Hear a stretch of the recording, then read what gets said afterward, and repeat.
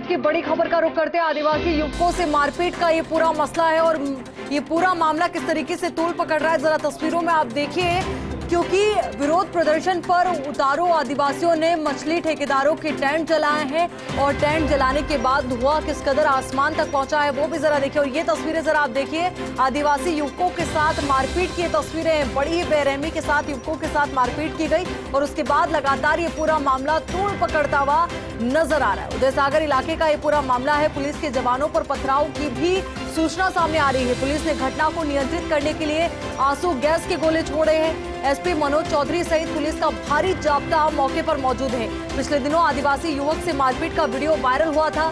इसी के बाद इलाके में तनाव गहराया है।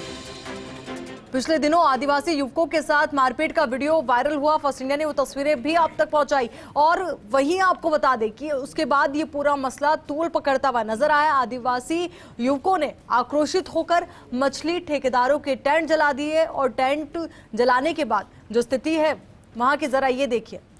धुएं का गुब्बारा आसमान में नजर आ रहा है। अब पुलिस की ओर से लगातार कोशिशें की जा रही है कि पूरी स्थिति पर नियंत्रण किया जा सके, काबू में पूरी स्थिति को लाया जा सके ताकि वहां पर स्थिति अब बद से बदतर ना हो। तो वहीं दोनों ही ओर से वापस से कोई ऐसी घटना सामने ना आए जिससे पूरा मामला दोबारा से तूल पकड़े। आदिवासी युवकों से मारपीट का ये पूरा मसला है। अब ये तस्वीर भी जरा आप गौर से देखिए। इससे पहले आपने तस्वीर देखी जब आदिवासी युवकों के साथ मारपीट की जा रही थी, तो वहीं ये दूसरी तस्वीर कि पूरा मामला तूल पकड़ता है और तूल पकड़ने के बाद किस तरीके से आदिवासी युवकों की ओर से मछली ठेकेदारों के टेंट जला दिए जाते हैं। अब इसी को लेकर ज्यादा जानकारी के साथ हमारे सहयोगी रवि हमारे साथ जुड़ चुके। रवि, इस वक्त क्या अपडेट आपके पास?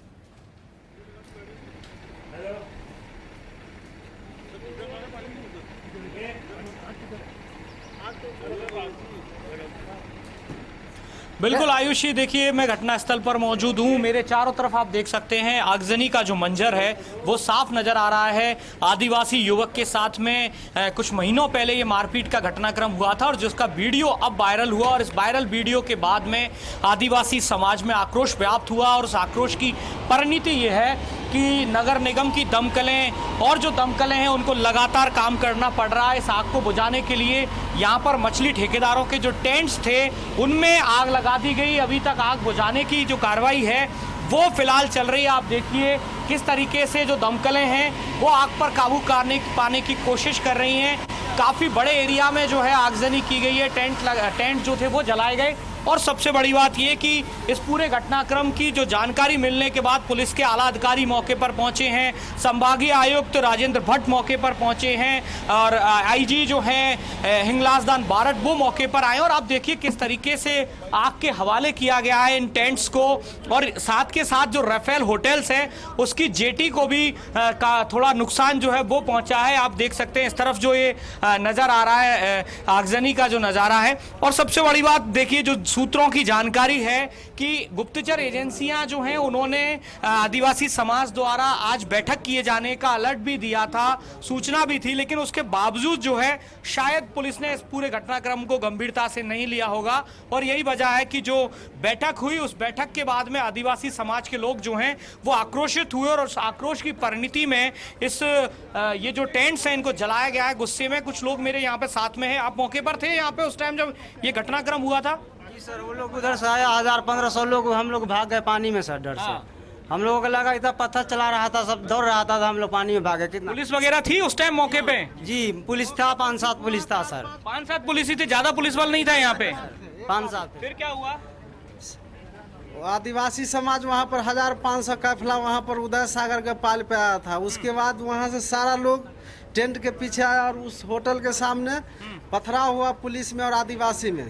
पथराव में पुलिस वाला 4-5 से दिन लोगों को भागना पड़ा। फिर उन लोगों ने आके पूरा कैंपस में आग लगा दिया और हम लोग को भी जान बचाने का। कितना नुकसान हुआ? क्या सामान रखा था यहाँ पर? नुकसान सर, हम लोग बिहार से हैं और यूपी से हम लोग शिकारी हैं, मजदूरी करने वाले लोग हैं। हम लोग का कम से कम सारा आदमी का 50-60 लाख का तो जाली खत्म हो गया। सारा बैग पैसा कुछ सामान नहीं बचा, सिर्फ देह पर जो कपड़ा है वही बचा है। बिल्कुल, देखिए सबसे बड़ी बात ये कि जब आदिवासी समाज की बैठक चल रही थी उस दौरान पुलिस का कोई बहुत ज्यादा, जैसा कि इन लोगों ने कहा है, इन लोगों का कहना है जो जिनके टेंट्स जलाए गए हैं, कि पुलिस का बहुत जाब्ता यहाँ पर मौजूद नहीं था। कुछ 4-6 जवान और पुलिसकर्मी थे और इसी वजह से एक अपडेट भी आपसे चाहेंगे कि जिन युवकों ने आदिवासी युवकों के साथ मारपीट की घटना को अंजाम दिया था, क्या उन पर पुलिस की ओर से कोई एक्शन लिया गया है? क्या उन पर कोई कार्रवाई हुई है क्या अभी तक?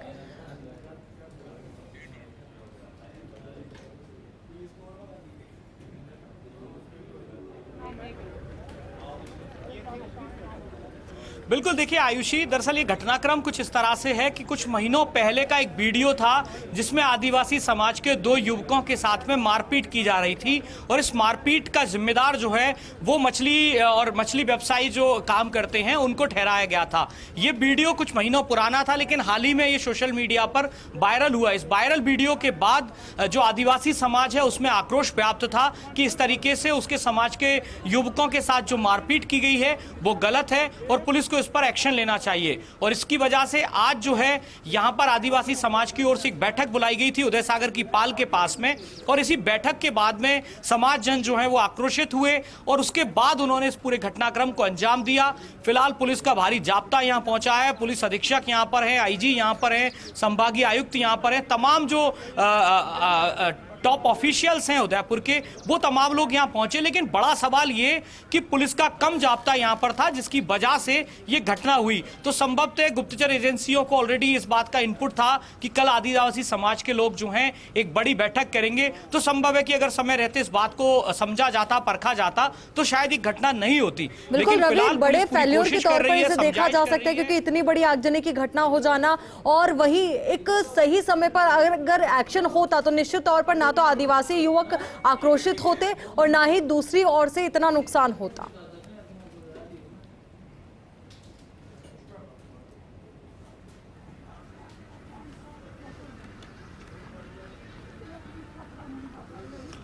बिल्कुल आयुषी, जाहिर सी बात है कोई भी घटनाक्रम हो लॉ एंड ऑर्डर खराब नहीं होना चाहिए और पुलिस की बड़ी जिम्मेदारी होती है। लेकिन जिस तरीके का ये पूरा घटनाक्रम हुआ है उसके बाद अब पुलिस के जो अधिकारी हैं वो इस बाबत कोशिश कर रहे हैं कि जो भी आरोपी हैं, जिस भी समाज के हों, जिस भी वर्ग के हों, आरोपी जो हैं जिन्होंने कानून को हाथ में लिया है उनके खिलाफ कड़ा एक्शन लिया जाना जरूरी है। जो भी घटनाक्रम सामने आता जाएगा पुलिस उसके हिसाब से कार्रवाई करेगी और करनी भी चाहिए। लेकिन इस तरह की घटनाएं भविष्य में ना हो, इसको लेकर भी पुलिस को मुस्तैद होना होगा। जो अपना इनपुट जो माफ कीजिएगा जो गुप्तचर एजेंसी हैं उनको अलर्ट रहना पड़ेगा और इस तरह की अगर घटनाओं की सूचना मिले तो उससे पहले, कई घंटों पहले इस तरह की घटनाएं ना हो, विकराल रूप ना लें घटनाएं, इस बात को लेकर भी सावचेती बरते जाने की जरूरत है। बिल्कुल रवि, पुलिस प्रशासन की ओर से भी ये कोशिश होनी चाहिए कि लॉ एंड ऑर्डर मेंटेन रहे, तो वही आम लोगों की सहभागिता बहुत ज्यादा जरूरी है क्योंकि जब इस तरीके की घटनाएं सामने आती है तो ऐसे में ये नहीं होना चाहिए कि लॉ एंड ऑर्डर अपने हाथ में ले लिया जाए, बल्कि जरूरी होता है कि पुलिस तक अपनी बात पहुंचाई जाए और उनकी पूरी कार्रवाई पर विश्वास रखा जाए। बहुत बहुत शुक्रिया रवि हमारे साथ जुड़ने के लिए, पूरी बातचीत के लिए।